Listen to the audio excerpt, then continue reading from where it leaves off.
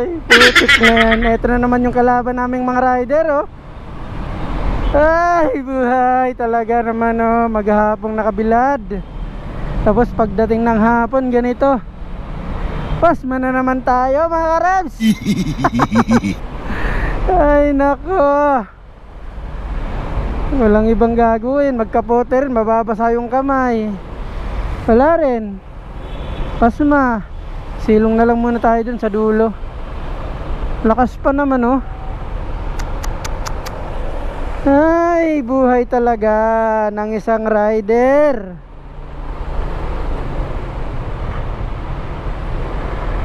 Yung ulan pa naman na ganito, parang tuloy-tuloy, walang hangin.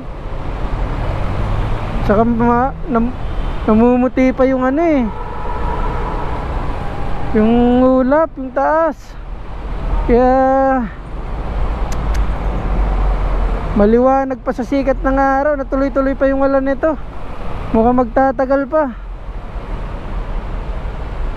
Yun o, ang dami namang rider na sumilong.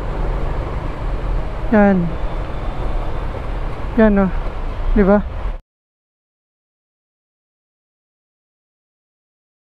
Hindi sa wala silang, hindi sa meron silang kapote ha. Kasi ito kasi yan, di porke may kapote ka eh pwede ka nang lumusob sa ulan. Kailangan kasi magpahinga din muna para iwas sa pasma. Kasi maghapon kami nakabilad sa araw eh, tapos magkakapote ka, yung kamay mo syempre nakalitaw yan eh, mababasa pa rin. Tapos syempre yung katawan mainit, malalamigan pag nalamigan ng ulan, di ba, yung kapote. Kaya pasma eh, silong muna tayo. Alas 3 na, kailangan makabalik na ako ng office. Hanggang alas 4 lang kasi yung out namin. Alangan na mag-OT pa ako nito. Sumilong lang, OT pa. Kapal ng mukha mo. Naku, babasa na tayo, lumakas. Yun, sabi ko na nga ba eh. Lumakas. Ay, dito tayo sa kabila. Biglang lakas oh. Ito na yun, ito na yung tunay na ulan talaga. Babagsak na. Tawid tayo sa kabila. Nababasa dito nung anggi nung ano eh, ulan. Dun oh, may poste. Hindi ganong ano, nakagilid yung ano. Layo tayo.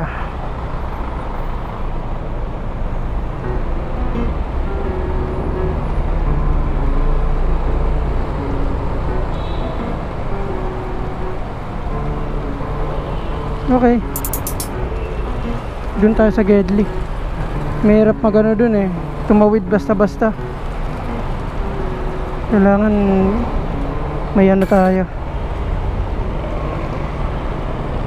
Grabe itong ulan. Basa talaga na ito, ilang segundo lang. Ayun, dito tayo.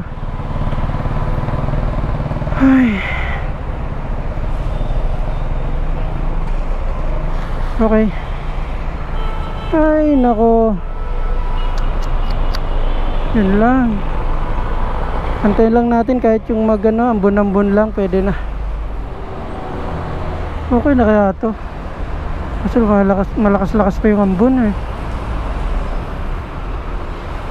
May lumiliwanag na sana oh. Kasi may ambon pa.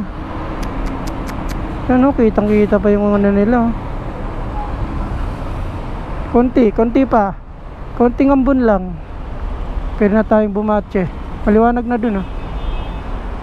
Dito, kumukulimlim. Papunta dun yung ano, papunta dun yung kulimlim. Doon lumiliwanag na sa pupuntahan natin. Pwede na kaya to? Kakabasa pa yan eh. Ibali na.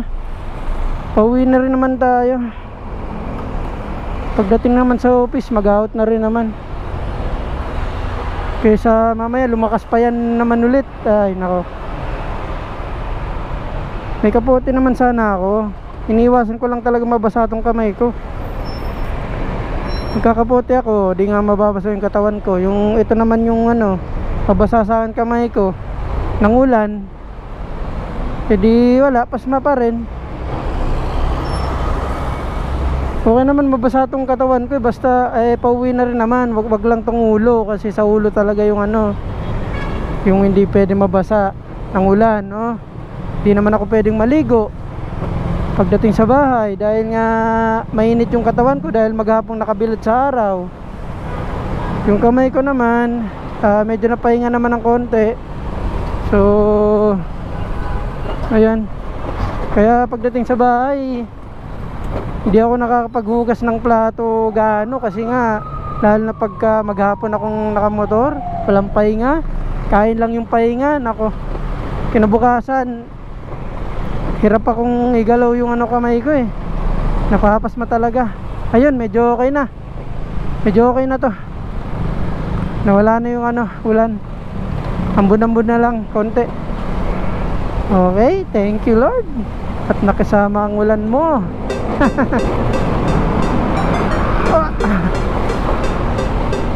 Okay, okay. Wala na rin, maliwanag na rin dun. Alright, ligtas tayo sa pasma.